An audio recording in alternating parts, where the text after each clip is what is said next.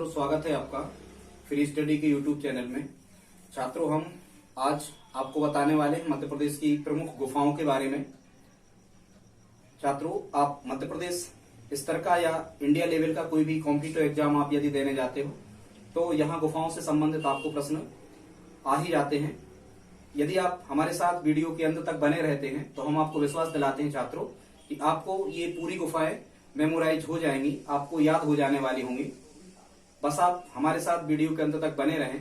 यदि आप हमारे वीडियो को पहली बार देख रहे हैं तो प्लीज आप इसे सब्सक्राइब कर लें ताकि सबसे पहले नोटिफिकेशन आपको प्राप्त हो सके।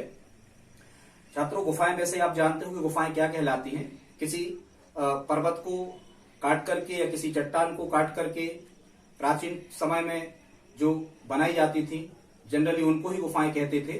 पर उन्हीं को अब वर्तमान में वो चूंकि प्राकृतिक होती थी, लेकिन वर्तमान में उन्हें सुधार कर लिया गया तो कुछ कृत्रिम भी हो गई हैं। हम जैसे जैसे बताते चलेंगे आपको। और खासकर छात्रों, यहाँ से प्रश्न कैसे आने होते हैं कि मुख्यतः यही पूछा जाता है कि ये वाली जो गुफा है वो मुख्यतः कहाँ है, किस जिले में है। मध्य प्रदेश लेवल में पीएससी या एमपी व्यापम जो एग्जाम आपसे लेता है उसमें छात्रों यही प्रश्न पूछे जाते हैं। तो आइए देखते हैं मध्य प्रदेश की गुफाएं। सबसे पहले छात्रों, यहाँ हमने एक ट्रिक लिख रखी है, एक सूत्र लिख रखा है। यदि मेमोराइज हो जाए तो आप इसको करना, नहीं हो तो नहीं करना। आपको हम अन्य दूसरी ट्रिक के माध्यम से याद करवा देंगे। ट्रिक क्या है? कोई बियर का नाम है राख, तो हमने ट्रिक लिखी है, राख बियर से शंकर व ओमकार ने सींग मारा। राख बियर से शंकर व ओमकार ने सींग मारा, आदमी बेहोश हो गया। बाधा भीरा को हुई, भृतु और मृगेंद्र राय को पाप लगा। यहाँ लिखा है भृतु और मृगेंद्र राय को पाप लगा। क्या समझ सकते हो? राख बियर से शंकर ओमकार ने सींग मारा। अब सींग मारा तो आदमी बेहोश, अब किसी को बाधा होगी, दिक्कत होगी। यहाँ लिखा बाधा भीरा को हुई, भृतु और मृगेंद्र राय को पाप लगा। यहाँ छात्रों राख से जो बनेगा, सबसे पहले यहाँ भी हमने लिख रखा है राख, रा यहाँ का लिया है और का यहाँ से लिया है। जब छात्रों आप यहाँ कबरा कहोगे, जब भी आप कबरा, ये भी एक विधि है, ट्रिक है, शब्द को उसी में पकड़ा जाता है। जब छात्रों आप यहाँ रा शब्द कहोगे तो रा से ही राजगढ़ बनता है। तो यहाँ आपको ध्यान आ जाएगा कब रा, और रा यहाँ लिखा है तो कब राज ऐसा करके कह दो तो आप कह दो कबरा की गुफाएं राजगढ़। ठीक है, ऐसे आपको याद हो जाएगा। वही हमने यहाँ लिखा है राग से राजगढ़ में है कबरा की गुफाएं। ठीक है छात्रों। फिर यहाँ दूसरा शब्द हमने लिखा है बियर। बियर शब्द से क्या होगा? बी का मतलब होगा बिलौआ की गुफाएं। ये लिखा यहाँ बिलौआ की गुफाएं, और बिलौआ की गुफाएं, और यहाँ हमने इसका बी ले लिया और ग्वालियर का यर ले लिया तो बन गया बियर। मतलब अब आपको याद आ जाएगा कि बिलौआ की गुफाएं कहाँ है छात्रों? ग्वालियर में।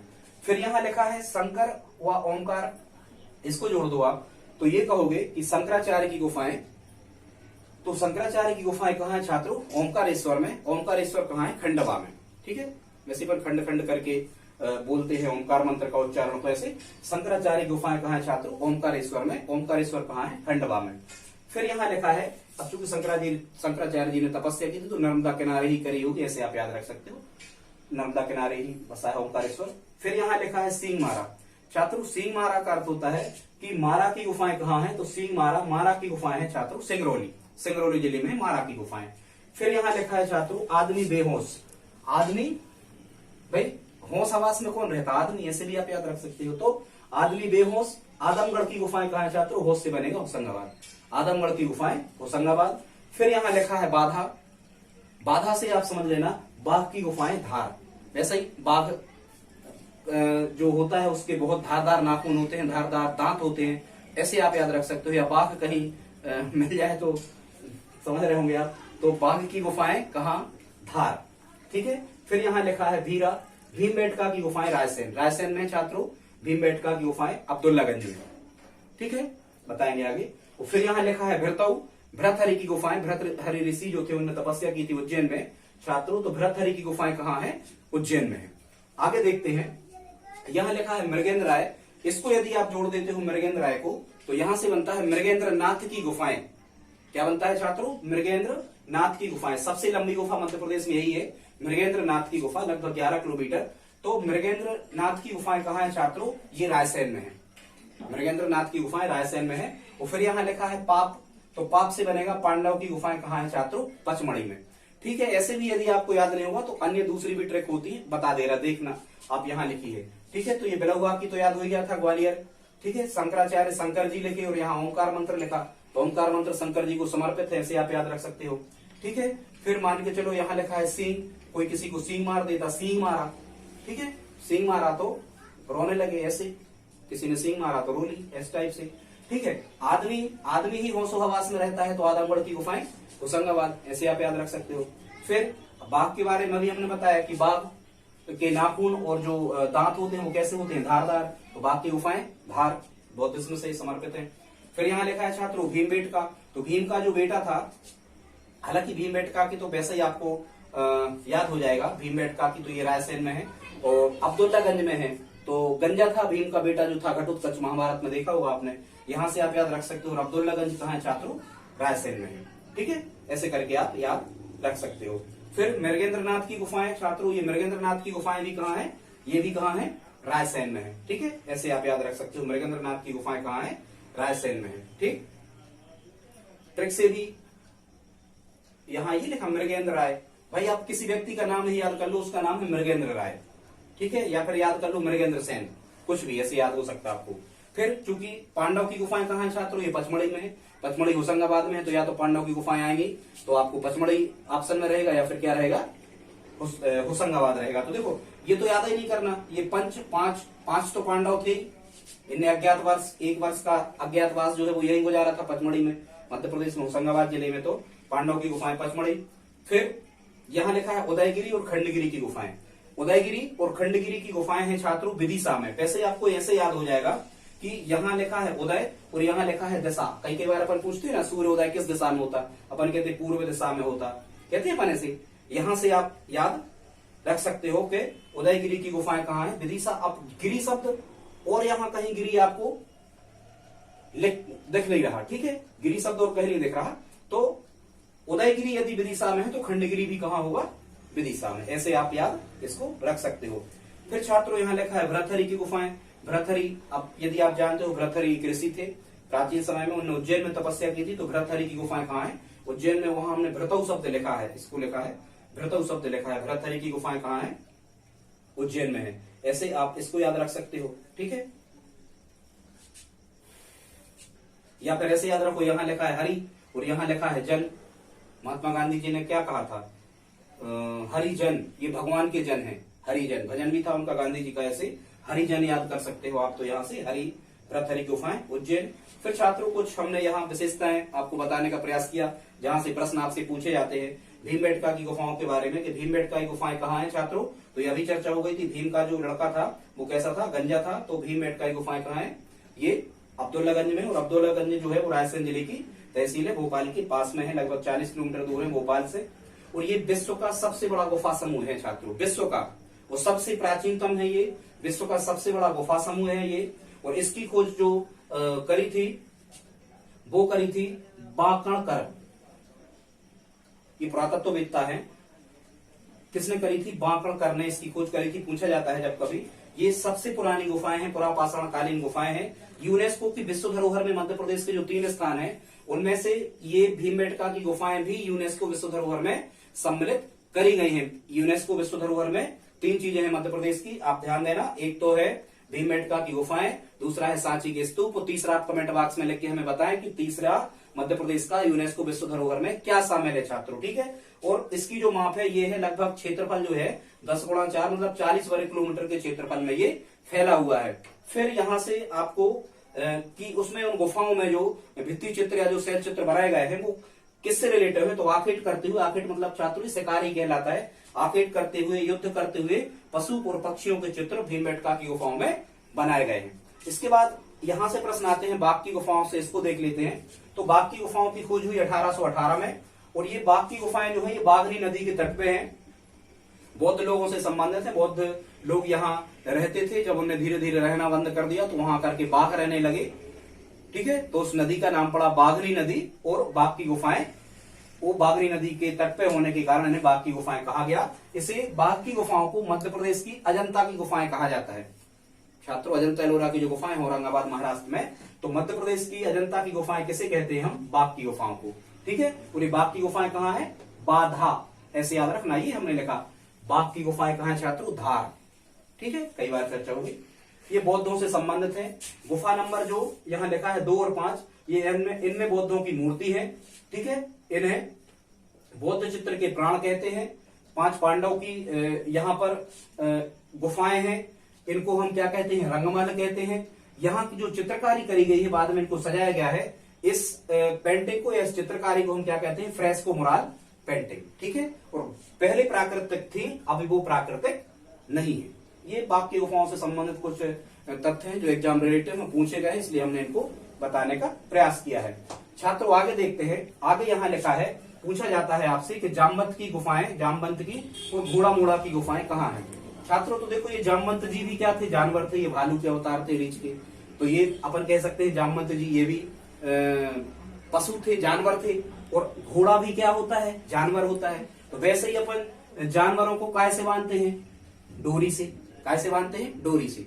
यहाँ आप पकड़ लेना कि जामवंत और घोड़ा की गुफाएं कहाँ हैं छात्रों? ये डिंडोरी जिले में। ठीक है, इनको जामवंत ये भी जानवर और घोड़ा भी जानवर, इनको डोरी से हम बांध के रखते हैं। तो ये हो गई कहाँ? डिंडोरी में। आगे बढ़ते हैं। यहाँ लिखा है राधा देवी की गुफाएं और गुप्तेश्वर की गुफाएं। ये है छात्रों कहाँ? छिंदवाड़ा में। ये है कहाँ? छिंदवाड़ा में। इसको कैसे याद करोगे? इसको ऐसे याद करना, जैसे राधा देवी जी हैं, ये क्या है? तेश्वर मतलब ईश्वर। राधा देवी जी क्या है? राधा देवी जी जो हैं ये बड़ी ईश्वर हैं। ईश्वर तो है, काली का रूप है। राधा देवी जी बड़ी ईश्वर हैं। यहां से आपको याद हो जाएगा कि राधा देवी और गुप्तेश्वर की गुफाएं कहाँ हैं? छिंदवाड़ा में। आगे देखते हैं। यहां लिखा है भोपाली छोटा महादेव। छात्रों एक ही नाम है, भोपाली छोटा महादेव और अंबाबाई की गुफाएं। ये कहाँ है? बैतूल में है। तो इसको आप कैसे याद रखोगे? ठीक है, कोई भी लॉजिक आप यहां से लगा सकते हो। ऐसे ही लगा सकते हो कि जैसे मान के चलो कि जैसे एक तो यहां लिखा है कि पाली, वो कहते हैं ना अपन आम्रपाली, अंबापाली। ठीक है, वो फिल्मों वगैरह में कुछ टूल बन जाता है, ऐसे कुछ आप याद रख सकते हो उसे। ठीक है, तो इसके बाद में हम चले तो लोहानी की गुफाएं। लोहानी की गुफाएं कहाँ है छात्रों? धार में है। लोहानी की गुफाएं धार। कैसे याद रखोगे? देखो यहाँ लिखा है लोहा और यहाँ लिखा है धार, तो धारदार हथियार किससे बनाए जाते हैं छात्रों? लोहा से। तो यहां से आपको याद हो जाएगा कि लोहानी की गुफाएं कहाँ है? ये धार में है। ठीक है, इसके बाद में यहाँ लिखा है काजल रानी और गोविंद भागवत पाद। काजल रानी और गोविंद भागवत पाद और सतमंत्रिका, इनकी गुफाएं कहाँ है? पूरी ये खंडवा में। कितनी हो गई? यहाँ 3 हो गई खंडवा में। काजल रानी, गोविंद भागवत पाद और सतमंत्रिका, ये 3 कहाँ है छात्रों? ये खंडवा में है। वैसे तो आप ये भी याद रख सकते हो कि जो हम मंत्र पढ़ते हैं उनको हम खंड खंड में पढ़ते हैं, कुछ कुछ थोड़े थोड़े, एक साथ पूरे मंत्र नहीं पढ़े जाते। या फिर यदि आप इसको जोड़ के तैयार करना चाहते हो इसको, तो कैसे कर सकते हो? बता रहे हैं आपको। आप ऐसा कहना कि गोविंद को, ऐसे एक सेंटेंस ही आप याद कर लेना, गोविंद को मंत्र पढ़ के जल चढ़ाओ। क्या कहोगे? गोविंद मतलब ईश्वर भगवान कृष्ण जी। गोविंद को मंत्र पढ़कर जल चढ़ाओ। काय में चढ़ाओ? जल, डबा में। ऐसे याद हो जाएगा। गोविंद को 7 मंत्र पढ़कर डबा में जल चढ़ाना है। ठीक है, क्या कहोगे? गोविंद को 7 मंत्र पढ़कर डबा से जल चढ़ाना है। तो यहां से निकल के आएगा कि काजल रानी की गुफाएं, गोविंद भागवत पाद की गुफाएं, सतमंत्रिका की गुफाएं, ये सब कहां हो गई छात्रों? खंडवा। ठीक है, आगे बढ़ते हैं। फिर यहां लिखा है कालियादह। हालांकि कालियादह मंदिर, देखो यहां से आपको याद हो जाएगा जो कालिदास थे। तो कालिदास जो थे, कालिदास जी, वो कहां से रिलेटेड थे? तो वे अवंतिका मतलब उज्जैन से संबंधित थे। चंद्रगुप्त विक्रमादित्य द्वितीय के नवरत्नों में से एक थे कालिदास जी। तो अब वो चूंकि उज्जैन से संबंधित थे, चंद्रगुप्त विक्रमादित्य द्वितीय भी कहां संबंधित थे? उज्जैन से। तो कालियादह की गुफाएं कहां हो गई छात्रों? उज्जैन में हो गई। और ये मत्स्येंद्र नाथ की गुफाएं या इनका जो मंदिर है छात्रों, ये मत्स्येंद्र नाथ जो बौद्ध संत हुए हैं 84 संतों में से, इनका जितना कुछ भी है उनकी कर्मस्थली भी क्या थी? उज्जैन थी, तो यहां से भी आप याद रख सकते हो। या फिर हमने आपको उस ट्रिक में कैसे बताया था कि जो जैन लोग होते हैं वो मत्स्य मतलब मछली नहीं खाते, मछली का सेवन नहीं करते जैन लोग। तो यहां से भी जहां मत्स्य शब्द आया तो आप जैन से जोड़ना, तो उज्जैन बन जाएगा। ठीक है छात्रों, आगे बढ़ते हैं। फिर यहाँ लिखा है आलाउदन की गुफाएं कहाँ है? सतना में। वर्तमान में ये मैहर जिला बन गया है, सतना से अलग होके, तो आप या तो ऑप्शन में सतना आएगा या मैहर, दोनों सही होंगे, हालांकि मैहर में है वर्तमान में। आलाउदल की गुफाएं कहाँ है छात्रों? ये सतना या मैहर में है। आपको याद होगा शारदा देवी जी का मंदिर है वहां, और कहते हैं कि आलाउदल जो है वो आज भी वहां सतना मैहर में देवी जी की पूजा पाठ करने के लिए, जल चढ़ाने के लिए आते हैं। ये ऐसा लोगों द्वारा कहा जाता है। तो आलाउदल जो होंगे वो मैहर शारदा देवी जी से संबंधित होंगे। इसके बाद में छात्रों लिखा है यहाँ चंद्रशेखर की गुफाएं और सिद्धराज की गुफाएं हैं टीकमगढ़। तो कैसे याद रखोगे? तो कुछ लोग देखो टीका लगाते हैं, जो सिद्ध पुरुष होते हैं, कुछ जानमकार बड़े योगी पुरुष जो होते हैं जिनको सिद्ध पुरुष कहते हैं, ये टीका लगाते हैं। तो टीका में चंद्रमा जैसा टीका लगाते हैं, चंद्रमा के आकार का टीका लगाते हैं। ऐसे आप याद रख सकते हो कि सिद्ध पुरुष जो है वो चंद्रमा के आकार का टीका लगाते हैं। तो यहां से आपको मेमोराइज हो जाएगा कि चंद्रशेखर की गुफाएं और सिद्धराज की गुफाएं छात्रों कहाँ है? टीकमगढ़। देखते हैं आगे। फिर यहाँ लिखा है नेवरी की गुफाएं कहाँ है? भोपाल। तो नेवला नेवली अपन कहते हैं, तो कुछ लोग नेवला को पालते हैं, तो कुछ नेवली को भी पाल सकते हैं। तो नेवली कह दो इसको। तो नेवली पालना है कि नहीं? तो नेवली की गुफाएं भोपाल, ऐसे याद हो जाएगा। फिर छात्रों यहाँ लिखा है लिखी राज की गुफाएं कहाँ है? मुरैना में। आपको पता होगा रैना एक बड़े क्रिकेटर रहे, उन्होंने कई वार्तें लिख दी, कई बार मैच जिता के लाए तो कई वार्तें लिख दी। रैना ने कई वार्तें लिख दी, तो मुरैना में है लिखी राज की गुफाएं, ऐसे आप याद रख सकते हो इसे। ठीक है। फिर छात्रों यहाँ लिखा है राक शेल्टर की गुफाएं और आपचंद की गुफाएं, ये दोनों कहाँ है? सागर में। वैसे ही देखो, जैसे राक मतलब क्या होता है? चट्टान। तो सागर में कई बर्फ की चट्टानें राक तैरती रहती, तो इसमें तो आपको याद है ही नहीं, दिक्कत करने यहाँ तो आपको याद होने में दिक्कत है ही नहीं। राक शब्द लिखा है, तो राक मतलब चट्टान है, चट्टान है कहाँ? सागर में कई चट्टानें डली होती, तो यहां से याद हो जाएगा। राक शब्द लिखा जाए तो सागर से जोड़ देना, तो राक शेल्टर की गुफाएं कहाँ है? सागर में। ठीक है। और फिर इसको याद कर लेना। अब जो चट्टान है ऐसे कर लेना, अब जो चट्टान है वो सागर में गिरने लगी है, पहले नहीं गिरती थी। ठीक है, तो आप चंदा जाएगा यहां से। फिर यहाँ लिखा है छात्रों क्या? सिद्ध बाबा की गुफाएं। ये सिद्ध बाबा की गुफाएं कहाँ है? निवाड़ी। ये नया जिला बना टीकमगढ़ से लगो के। सिद्ध बाबा की गुफाएं कहाँ है छात्रों? निवाड़ी। अब आपको पता होगा कि जो सिद्ध होते हैं वो कैसे होते हैं? वो बड़े ही तो होते हैं, बड़े सिद्ध बाबा, ऐसे याद रख सकते हो, बड़े से निवाड़ी। ठीक है छात्रों। फिर यहाँ लिखा है पार्वती की गुफाएं रायसेन। जब आप यहाँ लिखते हो पार्वती, तो आप पारा कह दो, एक शब्द यहाँ का ले लो, एक शब्द यहाँ का ले लो, पारा कभी नहीं भूलोगे। ये ट्रैक बना लेना, कोई पार्वती गुफाएं रायसेन, ऐसे याद हो जाएगा। फिर छात्रों अगला यहाँ लिखा है धमनार की गुफाएं और धर्मेश्वर की गुफाएं। धमनार की गुफाएं और धर्मेश्वर की गुफाएं, ये कहाँ है? मंदसौर है। ठीक है। जब हम सुबह सौर मतलब सूरज, जब सूरज सुबह निकलता है तो हम मंद गति से धर्म कार्य करते हैं। और क्या करते हैं? धर्म कार्य करते हैं, सूरज को प्रणाम करते हैं, वही तो धर्म कार्य है, सूरज को प्रणाम करना। तो सौर शब्द लिखा है, मंद गति से उगते हुए सूरज को प्रणाम करना धर्म का कार्य है। तो यहां से आपको याद हो जाएगा कि धमनार और धर्मेश्वर की गुफाएं कहाँ है छात्रों? मंदसौर में। इस पे हम बता चुके थे। कबरा की गुफाएं राजगढ़। एक लाइन और हमने यहाँ लिखी, भारत की सबसे लंबी जो गुफा है वो अभी खोजी गई है, उसका नाम है करेमपुरी। ये मेघालय राज्य में है और इसकी लंबाई है लगभग 24.5 किलोमीटर। छात्रों हमने बहुत जल्दी आपको बताने का प्रयास किया। यदि आज का वीडियो आपको अच्छा लगा हो तो प्लीज लाइक शेयर और सब्सक्राइब करें। धन्यवाद।